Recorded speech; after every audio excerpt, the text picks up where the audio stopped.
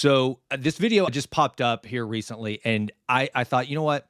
Give this teacher a medal. This guy is phenomenal. Not to mention, he kind of looks like Adam Driver. So the dude's got wicked smarts.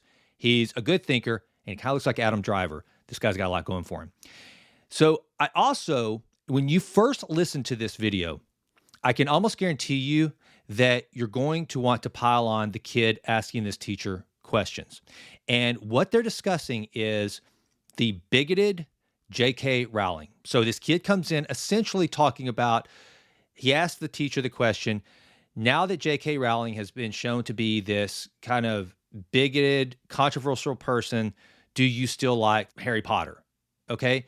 And what this teacher does, instead of piling on the kid, he leads this kid through a critical thinking exercise that I think, again, is a masterclass. And here's another thing I want to tell you. This video, watch it to the end. It has a happy ending.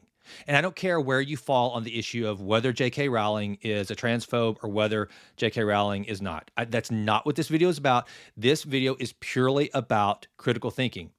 And so, as you know, on the Jason Wright Show, one, I'm the most positive guy on the interweb, so I'm not going to be trying to get anybody's cackles up or anything like that. That's not what this is. So if you're here to get pissed off on either side of the political aisle or the social spectrum, probably not going to happen here.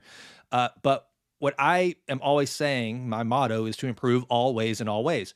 And I do believe that critical thinking is something we should all be promoting. Secondly, this conversation is fantastic.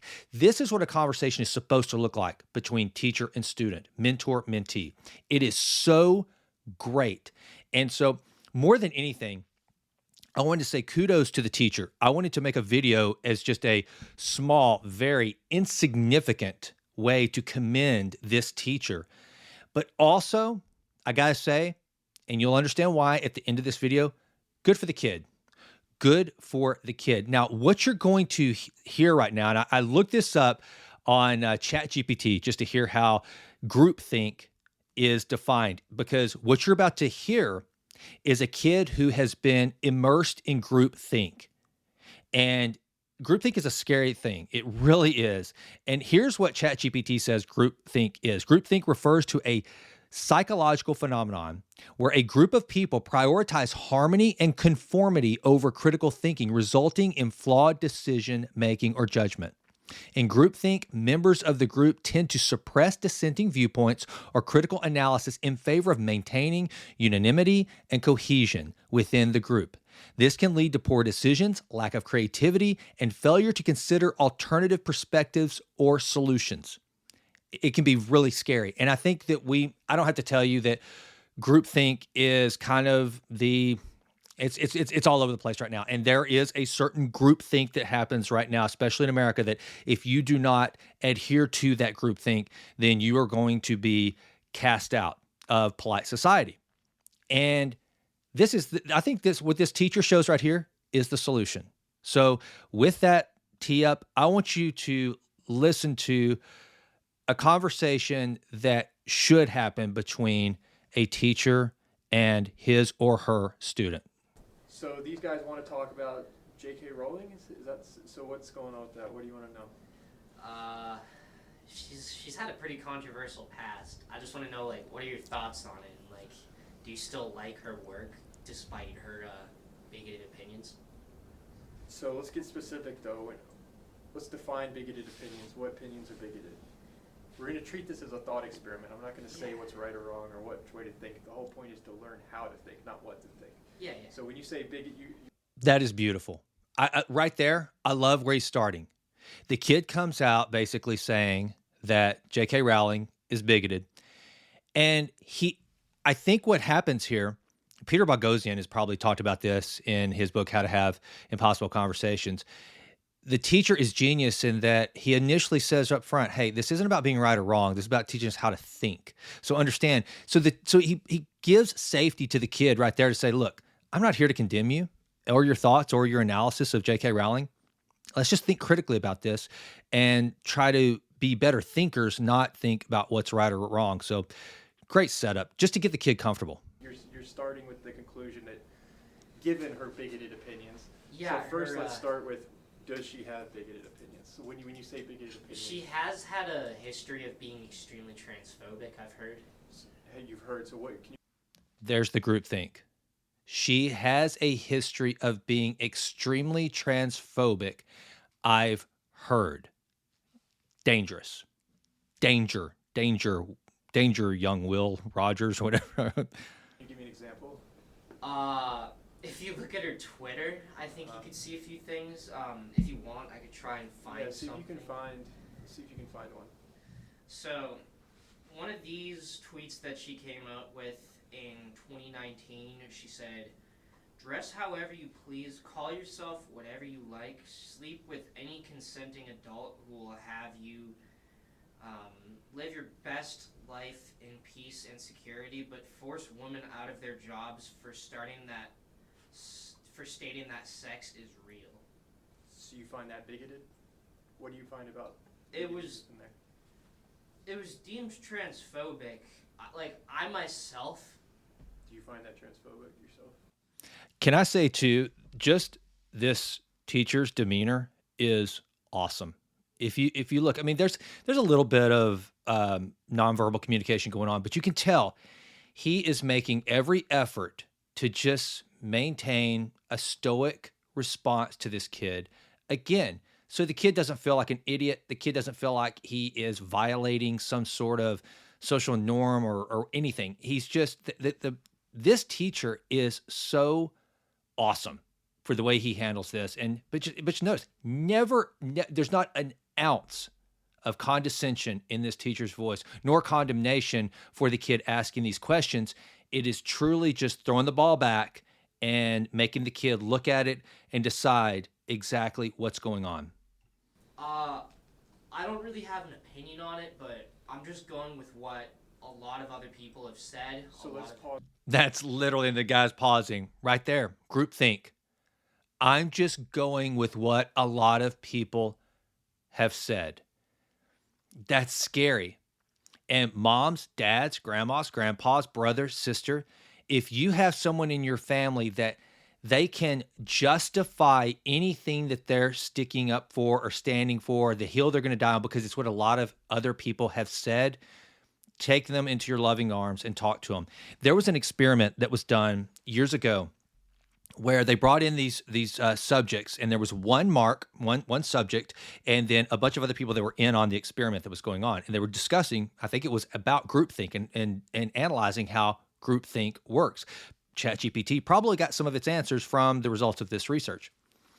So what they would do is they would bring these folks in, and they would hold up a piece of paper that had 3 lines on it, all of which were the exact same length. There was no difference.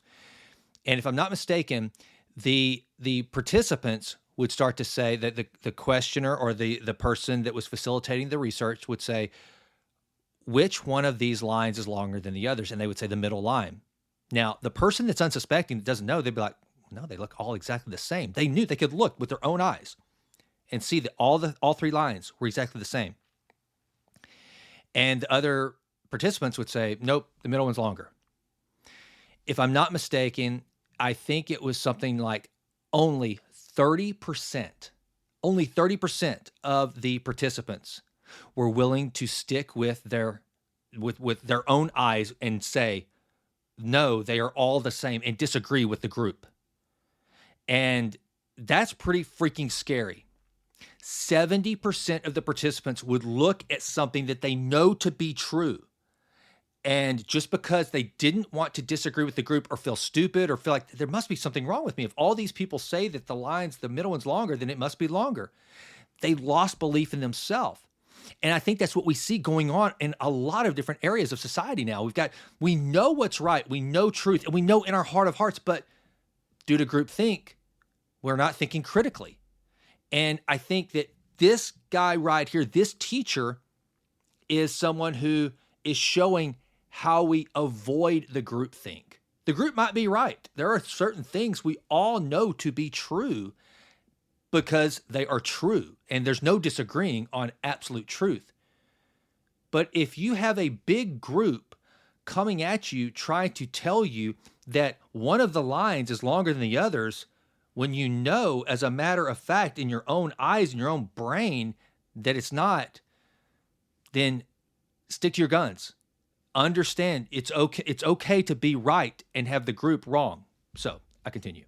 Let's not go with what other people are saying. Let's try and learn how to critically think. So let's analyze the tweet ourselves. So that statement, do you see anything problematic? Disregarding other people's opinions. She did try and pin some things on a specific group of people. Where does she do that? Can you read that? But force women out of their jobs for stating that sex is real. So when I hear that, I'm interpreting that as meaning if a woman says that, saying that there's a difference between men and female and then being attacked as transphobic, I think that's what she's saying by attacking someone for stating that sex is real. That is exactly what she's saying. Is that transphobic to you? So, to me, no. Stating that sex is real is... All right. So I want you to notice here, this poor kid, he's trying so hard to agree with the group. He's still having a hard, his mind is being bent a little bit by these questions because he's struggling with, wait a minute, I'm able to fully comprehend that nothing that is in these words is transphobic that J.K. Rowling has said, that I have read. I'm reading this now for the first time. It sounds like the kid he just heard probably on national news and everywhere that J.K. Rowling was a bigot. And then he heard she apologized. So, oh, yep, she must have been a bigot. She must have said something bigoted. She apologized. So that proves that she was wrong. And so he's trying so hard to go, there must be something wrong with this. Otherwise, I wouldn't have walked in and thought this, because that many people wouldn't lie, right? And you can hear his brain kind of getting bent. And this professor, again, just gently, methodically walks him through it and not trying to bring him over to a side, just basically talking to the kid and helping the kid sort these thoughts out for himself. It's not transphobic. It's just a fact of life. It exists. So is there anything you disagree with in that tweet? In that tweet, I can't really see anything that I myself disagree with, but I can't.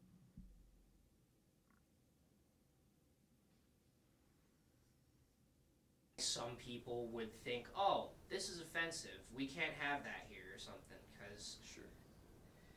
There's an apology tweet. Let's read that. What did she say there? I haven't read that. I respect every trans person's right to live any way that feels authentic and comfortable to them. I'd march with you if you were discriminated against on the basis of being trans. At the same time, my life has been shaped by being female. I do not believe it is hateful to say so. You see anything problematic there? She's apologizing, so no, not really. If I could read it again. It sounds like a very similar statement as what she was just saying. She's basically saying, like, I have nothing, to me, this is what I interpret it as, I have nothing against someone being trans. Exactly. Live your life, but you just don't get to impose on you can live how you want, I can live how I want. Yeah. And let's all, Exactly. So I guess now that we're looking at it like, oh, there's not much difference between me or her, do you think it's fair that that she's being attacked by a large group of people and people are calling her, like you said at the beginning of this conversation, you said, given the fact that J.K. Rowling is transphobic, how do you feel about Harry Potter? Now, retroactively looking at that statement, do you think that was the best way to phrase? No, I feel like an idiot now. It's okay though, but this is why we do this, to learn how to think. There's been like and that's it. And how, you know what, look, I just want to say I commend the kid. He said, I feel like an idiot now. And then the teacher's so close, like, no, I'm not trying to make you feel like an idiot. That's not, you could tell through that video, that teacher had no desire to make that kid feel like an idiot. But for the kid to be able to not just dig in, because you know as well as I do, there are so many people these days that because of the power of groupthink, they will deny their lying eyes all day long. They just will not. They will not concede the point, no matter how wrong they know themselves to be. And I think the cool thing with this is, the thing I loved most about this was seeing a good conversation, a good constructive conversation about critical thinking happen. I used to love back whenever Christopher Hitchens would debate somebody like Dinesh D'Souza. And it didn't matter which side you came down on, Hitchens or D'Souza. You could, from depending on your worldview, you would probably despise one or the other. But those guys, they had critically thought about their positions. They weren't just operating out of feelings or what they thought the group was saying, and that's why Hitchens would piss everybody off, right? He would, and Bill Maher is doing some of this right now. Bill Maher, which is crazy because the right has always despised Bill Maher, and now the left is despising Bill Maher. And I would say the one thing that Bill Maher is doing that's getting him in hot water from his typical and historical fan base is that he's thinking critically, which he always has. But now that critical thinking has been kind of shelved for the moment, and God willing, it will be back and be kind of front and center. But right now, to be a critical thinker you're going to be called an alt-right person or conservative. Konstantin Kizin was just talking about this on a podcast not too long ago. He was like, he is the most middle guy, probably left of center guy you could ever imagine. And if you don't know who that is, he is one of the hosts of the Trigonometry podcast, and it's fantastic. And Konstantin is by no means a right-winger at all. He's a critical thinker. And right now, we are not allowed to be critical thinkers. And if you're just a group thinker and not a critical thinker, then that can lead a group to march, or rather goose step, in the wrong direction.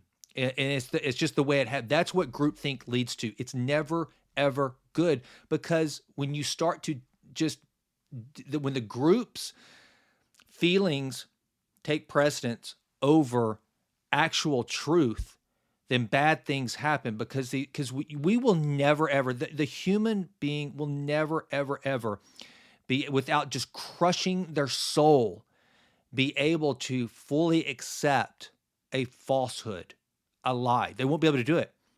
And I loved this conversation because, one, it's just, we don't get to see it much anymore. I mean, this poor kid, the reason he believed the way he did is no one in the national media, no one in a position of political leadership, pop culture, no one is being willing to stand up and go, no, I don't care what you say. Those lines are all the same length. They're not willing to do it. So this kid had never heard any different. And high five to the teacher who said, no, wait a minute. I'm not going to be the one to tell you that one of those lines is not longer, that they're all the same. I'm not going to do that. I want you to just look at it and truly decide for yourself. Why do you think? Do you look at that and truly believe what you're saying right now, that one of those lines are longer? Or are you just agreeing because all these other people are saying? And he gave the kid the ability to come back to himself and to look within and use his mind and his rational faculties to say, yeah, those lines, they are not any different. They are all the same. And so kudos to what I think is a hell of a teacher. Kudos to the kid. Kudos to the kid for being willing to stay there. And as hard as he was trying to confirm the beliefs he came in with, he thought. He was willing, and it was just, I think it was just beautiful. Mentor, mentee, teacher, student, falconer, whatever you want to call it.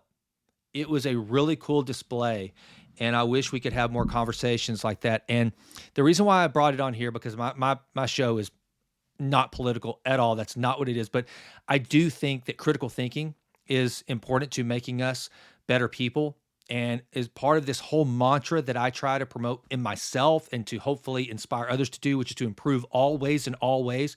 I think the better thinkers we are, the better we are at critically analyzing things, even if we don't like what we're about to learn, even if it's uncomfortable, that we're willing to take the time to process and critically think about what is true and what is not, and have a discussion in love and respect, and come to the conclusions that we ultimately believe are true, and be able to back up what we're saying. And don't, I once heard a quote that I thought was amazing.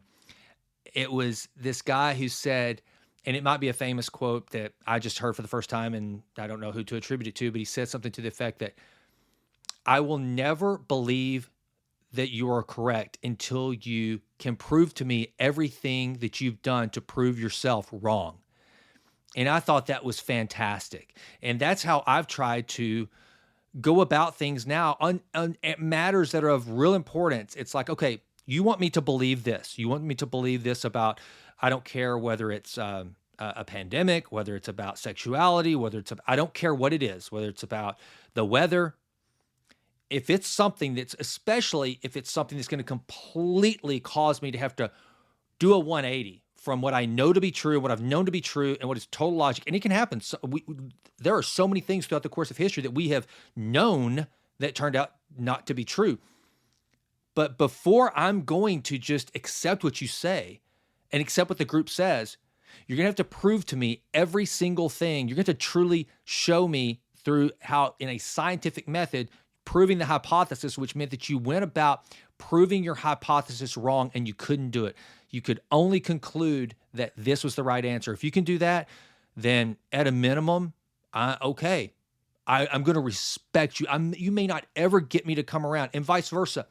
I would expect the exact same thing. If I were to tell you something that this is truth, I know you don't believe it. It's never been true before, but I'm telling you, I would have to fully be understanding if you said, okay, Jason, show me what you've done to prove yourself wrong. Show me all the evidence of your efforts to prove yourself wrong. One, that you had the courage to try to prove yourself wrong, and that you still came to the conclusion that you are positing to me right now. If you can do that, Jason, okay, at a minimum, I'll give you the benefit of the doubt and I'll look through it a little further. So that's what this was about. Kudos to the teacher, kudos to the kid, improve always and always, especially when it comes to your critical thinking. I'm Jason. Thanks for listening. Please click like or subscribe and leave some comments. I'm Jason, and I'm out.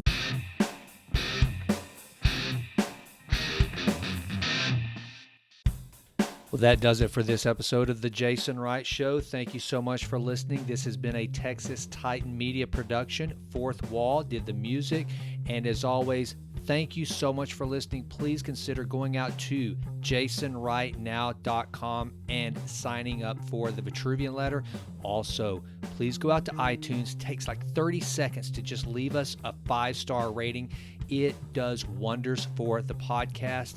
I would be so grateful. And with that, until we meet again, go crush it and endeavor to improve always in all ways. I'm out.